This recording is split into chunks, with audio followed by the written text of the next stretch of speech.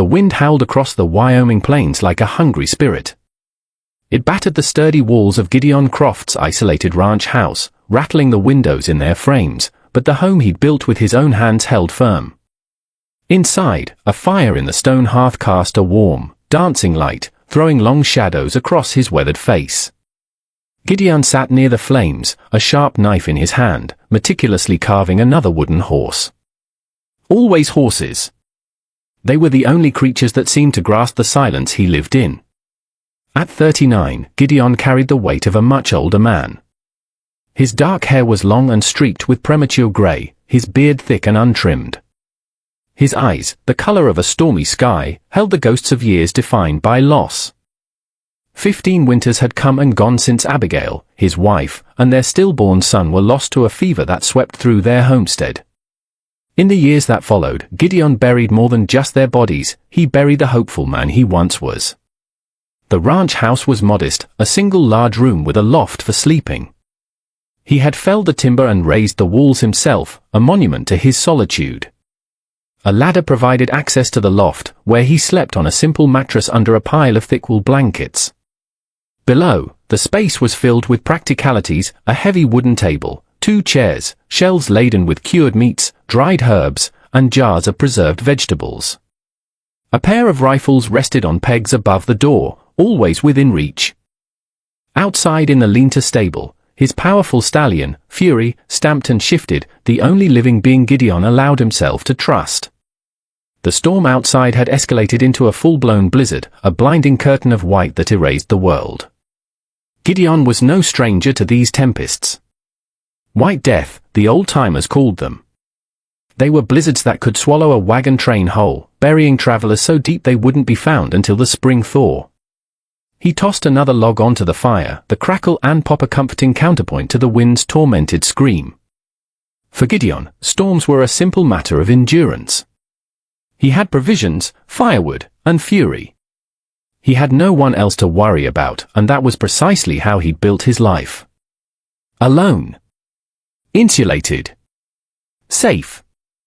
But then, a sound pierced the storm's roar. At first, he dismissed it as a trick of the wind, a phantom cry in the gale. He froze, his head cocked, every nerve ending tingling. There it was again, faint and fragile, but unmistakably human. Gideon's jaw tightened. Every instinct screamed at him to ignore it, to stay by his fire and let the blizzard claim whatever poor soul was caught in its teeth. He'd learned the hard way that caring was a path to ruin. And yet, before he could argue himself out of it, he was pulling on his heavy boots.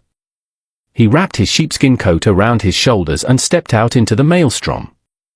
Snow lashed at his face, a stinging, blinding assault. Fury whinnied from the stable, a low, anxious sound, as if to warn him against his own compassion.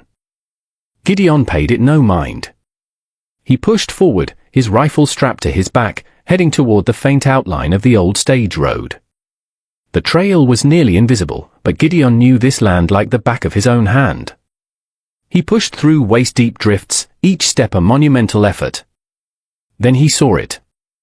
A stagecoach, tilted on its side like a child's discarded toy, already half-swallowed by a snowdrift. One of its wheels spun lazily, a final, futile gesture. The horses were still in their harnesses, frozen sculptures of their last panicked moments. The driver was slumped over the seat, his neck bent at an unnatural angle. Mail and packages lay scattered, their bright colors a stark contrast to the unforgiving white. Gideon's stomach clenched. Death was an old acquaintance, but this scene felt wrong. It felt as if the coach had been fleeing something even before the storm had caught it. He heard it again, a sound so soft he almost missed it. A whimper. Dropping to his knees, Gideon began to claw at the snow with his bare hands, the cold burning his skin. Finally, his fingers brushed against fabric. Dark silk, embroidered and fine, not the sturdy wool of frontier women. He dug with renewed urgency, his breath clouding in the frigid air. A gloved hand appeared, slender and pale. Then, he cleared the snow from her face. A young woman was curled in the drift, her black hair a tangled mess, her silk tunic torn and soaked. Her skin was the color of porcelain, her lips a faint, chilling blue. Clothes made for a different world, useless against the brutal Wyoming winter. He pressed 2 fingers to the side of her neck, expecting the cold stillness of death. But then he felt it. A thread of a pulse, faint but there. She was alive. Gideon stared down at her, a war raging inside him. He could leave her. He should leave her. This woman was a complication he could not afford. Complications led to attachment, and attachment led to loss. He had sworn to himself, never again. But his arms were already moving, lifting her from her snowy grave. She was impossibly light, as fragile as a sparrow, her head lolling against his shoulder. With considerable effort, Gideon mounted fury, settling her in front of him, pressing her frozen body against his own for warmth. He urged the stallion onward, back up the treacherous path, fighting through drifts that reached the horse's chest. Every single step was a struggle. The woman's breaths were shallow, growing weaker with every passing minute. Gideon held her tighter, cursing his own weakness. He didn't want this. He didn't need this. But a deeper truth gnawed at him, he could not have left her there to die. Hours later, they stumbled back into the sanctuary of the ranch house. Gideon gently laid her on the rug before the fire. Her silk clothes were a death sentence, cold and wet. His hands, usually so steady, trembled as he began to unfasten the intricate knots of her dark blue tunic. It felt like a violation, but survival had no room for propriety. He wrapped her shivering form in a heavy wool blanket, threw more wood on the fire until it roared, and hung her clothes near the hearth to dry. A healthy pink began to creep back into her cheeks, though her eyes remained closed. Her damp hair spread across the blanket, and a faint, exotic scent of jasmine filled the small house. Gideon sat back on his heels, watching her. His carefully constructed solitude had been shattered. The walls he had spent 15 years building were already showing cracks. Hours crawled by before she finally stirred. A soft moan escaped her lips, and then her eyes fluttered open. They were dark, almond-shaped, and startlingly beautiful. Her gaze swept the room in confusion before landing on him. Pure terror ignited in her eyes. She screamed, a raw, sharp sound, clutching the blanket to her throat as she scrambled backward. "You are safe," Gideon said, his voice a low rumble, rough from lack of use. He held up his hands to show he meant no harm. "Your coach crashed in the storm. The others, they didn't make it. I found you." Her terrified gaze darted to her clothes drying by the fire, and a new wave of horror washed over her. "What did you eat? You were freezing to death," he cut in, his tone firm but not unkind. "I did what had to be done." Tears welled in her dark eyes as she whispered names he didn't know. "Mr. Song, Mrs. Chen, Little Wei." Gideon could only shake his head. None had survived. Her grief erupted like a flash flood, a storm of raw, ragged sobs. Gideon stood by, a helpless observer, the scene a painful echo of his own past, of graves dug in frozen earth. But at least she had a witness to her sorrow. He had mourned alone. When her sobs finally subsided into shuddering breaths, she wiped her face with a trembling hand. "I am Mai Lin," she said, her voice quiet but dignified. Widow of Jian Li. Her dark eyes studied him, weary but no longer terrified. "Who are you?" "Gideon Croft." "How long?" she asked, "until the storm passes?" "Until we can get to a town." Gideon glanced at the window, where the snow continued its relentless assault. "This storm's not done with us. Could be days. Maybe a week." Her lips quivered. "A week? That is impossible. This is Wyoming," Gideon said with grim simplicity. "The storms here don't care about what's possible." Mai Lin pulled the blanket tighter around her. She was trapped in the wilderness with a stranger. A man who had saved her, but whose eyes warned her to keep her distance. This was no place for a woman like her, and he was no man to be trifled with.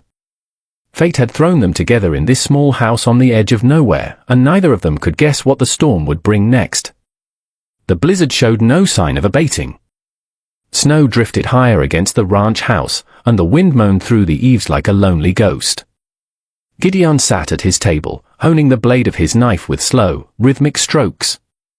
Across the room, my Lynn sat by the fire, wrapped in the wool blanket as if it were a suit of armor. Her dark eyes followed his every movement. "Your clothes should be dry by morning," Gideon said at last, his voice still gravelly. "I'll find you something to wear until then." My Lynn straightened her posture. "You have done too much already." "I will manage." "You won't manage in wet silk," he stated flatly. He rose, walked to a large wooden trunk at the foot of his loft ladder, and lifted the heavy lid. A faint scent of lavender and cedar escaped. He pulled out a patched but clean flannel shirt and a pair of sturdy wool trousers. He placed them on a chair near her. "They belong to my wife. They'll be large on you, but they'll be warm for a long moment." She stared at the clothes, a silent acknowledgement of the ghost between them. Then she looked at him. "Turn your back," she commanded, her voice soft but firm. Gideon grunted in assent and moved to the door, checking the heavy latch as the storm hammered against it. Behind him, he heard the rustle of the blanket, the whisper of fabric, a soft intake of breath as she dressed in the unfamiliar garments. He thought of Abigail, of the last time he'd seen a woman moving in this house. A familiar ache tightened in his chest, and he forced it down. When my Lynn spoke again, her voice held a new resolve. "You live here completely alone?" 15 years, Gideon replied, his back still to her. "No family?" "No one." "No one, and this is how you prefer it?" He turned to face her then. She looked small and lost in Abigail's clothes, the sleeves rolled up multiple times, the trousers cinched with a piece of rope. But her bearing was proud, her chin held high. "It's better to be alone than to dig graves," he said, the words falling like stones in the quiet room. His stark statement silenced her, but not for long. "You rescued me. You could have left me in the snow." "That does not sound like a man who truly wishes to be alone." Gideon's gaze hardened. "Don't confuse a basic instinct with kindness. A coyote will drag a wounded rabbit from a trap, too. But not to save it." If my Lynn's breath hitched. His warning hung between them, a clear and deliberate boundary. Yet, in her eyes, he saw not just fear, but a flicker of defiance. Later, as he stirred a pot of rabbit stew over the fire, my Lynn approached the mantel, her attention caught by the line of carved horses. She reached out a delicate hand, her fingertips tracing the flowing lines of a stallion rearing up. "You made these?" Gideon didn't look up from the pot. "Helps pass the time. They are beautiful," she said, picking one up. So much life in them. She turned the small wooden figure over in her hands. "Why horses?" "Because they understand," he grunted. "Understand what?" "That you can run with a herd, but in the end, you stand on your own 4 feet." The heavy silence settled over the room, broken only by the bubbling stew and the ceaseless howl of the wind. My Lynn held the small carving as if it were a precious jewel.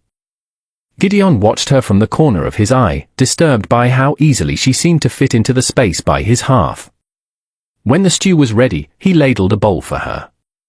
She eyed it cautiously. "What is it?" "Rabbit. Wild onions. Roots." Eat. Her first spoonful was hesitant, but then her eyes widened in surprise. "This is very good." Gideon just shrugged. Necessity had made him a better cook than any recipe book ever could. He ate his own meal in his customary silence, but when she quietly asked for a second helping, he felt a strange and unfamiliar stirring in his chest. It felt a little like pride. Afterward, her gaze went to the ladder leading to the loft. "Where will I sleep?" Gideon gestured upward with his chin. "Up there." "I'll stay down here by the fire." "That is not right." "This is your home." "Life isn't right," he said, his tone leaving no room for argument. My Lynn pressed her lips into a thin line but did as she was told. She climbed the ladder, moving awkwardly in the bulky trousers. Halfway up, she paused and looked down at him. "Mr. Croft." He looked up. "Thank you for saving my life." He gave a curt nod and turned back to the fire. He listened as she settled onto the mattress above, the faint sounds of another person in his house a foreign intrusion. It unsettled him deeply, but it also seemed to soothe an old, aching wound he hadn't known was still open. By morning, the fury of the storm had passed, leaving behind a world of profound grey stillness. A thick, pristine blanket of snow covered everything, hiding fences and trails. Mylin joined him at the doorway, wrapped in an old coat of Abigail's that he had taken from the trunk. She hadn't asked whose it was. She simply pulled it tight around herself and stepped into the cold. The view took her breath away. White plains stretched to an endless horizon, dotted with trees bowing under the weight of the snow. The silence was absolute. "It is as if the world has ended," she whispered in awe. "This is Wyoming," Gideon said. "The world just keeps on going, storm or no storm." She turned to him, her cheeks flushed a lovely pink from the cold. "Why would a man choose this? To live where no one else can?" Gideon's gaze met hers, his expression unreadable. "Same reason a woman might travel from China to San Francisco, I'd wager. Some things you run from, you don't ever go back for a moment." Neither spoke, the truth of his words hanging between them. Then Mylin's voice softened. "What did you run from, Mr. Croft?" His jaw clenched, and he turned his face back toward the house. "Someone I couldn't save." The words were heavy with unspoken grief. As they went back inside, Mylin understood more than he had intended to reveal, and Gideon knew, with a sinking feeling, that the blizzard outside was no longer the only storm he had to survive. 3 more days passed. The snow held them captive, piling ever higher against the walls of the ranch house. With each passing hour, the unspoken tension between Gideon and Mylin grew. She was no longer a guest but a part of the cabin's rhythm. She helped prepare meals, her movements quiet and efficient. She learned to split kindling, and even tried her hand at carving, her small, graceful hand struggling with the rough wood. She was not the same terrified woman he had pulled from the snow. There was a core of steel in her, a resilience that he felt every time her dark eyes met his across the fire. One evening, as she was concentrating on a piece of wood, the knife slipped, slicing a clean cut across her thumb. A perfect bead of blood welled up against her pale skin. Gideon was by her side in a single stride, taking her hand in his. "Hold still," she winced as he cleaned the wound with whiskey from his flask, but she did not pull away. Her hand felt small and delicate in his rough grasp. He held it for a heartbeat too long, the warmth of her skin a searing brand on his calloused palm. Their eyes locked, and in that moment, something arced between them, a current of awareness that was both dangerous and undeniable. Gideon dropped her hand as if it were a hot coal and retreated to his side of the hearth. By the next morning, the sky was a brilliant, cloudless blue. The pale sun made the snow-covered landscape glitter. Gideon saddled Fury and took Mylin out to check his trap lines. She was a quick study, her focus intense, though her hands trembled when she helped him reset a snare that held their dinner. "I understand it is necessary for survival," she whispered, her voice barely audible. "But I do not think I will ever find it easy. The moment it becomes easy," Gideon said, his eyes on the distant horizon, "is the moment you've lost a piece of what makes you human." She looked at him then, with a searching intensity that made him want to turn away. "Is that why you live out here alone? To hold on to what is left?" Gideon's silence was its own answer. That afternoon, on the trail back to the house, Mylin's foot slipped on a hidden patch of ice. Gideon reacted instantly, his arm snaking around her waist to break her fall. She fell back against his chest, and for a long, frozen moment, they stayed that way. Her head was tilted back, her face just inches from his, her lips slightly parted. His heart hammered against his ribs like a war drum. He pushed her away, his movements rough and abrupt. "Storm's rolling back in," he growled. "We need to go." Inside, the air crackled with unspoken feelings. Every accidental brush of their hands as they worked, every time their shoulders touched in the confined space, was like a spark landing on dry tinder, threatening to burn down the walls he had spent 15 years erecting. That night, the sound of quiet sobs drifted down from the loft. Gideon stood at the bottom of the ladder, his heart torn. Finally, he could bear it no more and climbed up. He found her sitting on the mattress, her face streaked with tears. "Everything is gone," she whispered, her voice choked with despair. "My husband, my new life, all dead. And I am trapped here with a man who saved me but who cannot bear to even look at me." The raw pain in her voice was a knife in Gideon's gut. He sat on the floor a few feet away from her. "You're not trapped," he said softly. "You're alive. And I can look at you just fine." That's the damn problem. Her tears slowed. She reached out and took his hand. "Then don't look away." Gideon squeezed his eyes shut, but her hand was warm and real in his, a lifeline in the darkness of his solitude. The next day, he finally spoke Abigail's name aloud. The story of their life, the farm, the fever, the tiny grave he dug with his own hands, poured out of him like a river breaking through a dam. Mylin listened without interruption, her eyes never leaving his face, her hand resting on his arm. When he was finished, a ragged silence filled the room. She reached up and touched his cheek, her fingers trembling. "You are not afraid of death, Gideon," she said softly. "You are terrified of living again. But I am not afraid. Not with you." He tried to pull back, to warn her away from the wreckage of his heart. But she whispered his name, and when her lips met his, 15 years of self-imposed exile shattered into 1,000 pieces. Gideon pulled her to him, kissing her with the desperate hunger of a starving man. From that moment, everything was different. For 3 days, they existed in a world of their own making, laughing as they worked, carving side by side, finding solace and passion in each other's arms at night. Gideon felt the frost around his heart begin to thaw. He felt alive again, and it was the most terrifying and wonderful feeling in the world. But in the wilderness, peace is a fleeting visitor. On the 4th morning, fury's sharp, warning whinny broke the morning calm. 3 riders were approaching on the trail. A cold dread settled in Gideon's stomach. He knew trouble on sight. He grabbed his rifle and told Mylin to hide in the loft, but she emerged from the house with his second rifle in her hands. "This is my fight now, too," she said, her jaw set. The lead rider, a well-dressed Chinese man, dismounted with an air of arrogant ownership. Mylin gasped, her face paling. "Mr. Chen," she whispered. The man's smile was as thin and cold as a razor. "Mylin, your mourning period is over. Your late husband's debts to me are considerable. You will come with me. My son is waiting." Mylin stepped forward to stand beside Gideon, her shoulders squared. "I am not a piece of property to be traded for debts. I will not marry your son." Rage twisted Chen's handsome features. He gestured to his 2 hired guns. "Take her." The sharp crack of Gideon's rifle echoed through the valley. One of the men crumpled to the snow. The other dove for cover.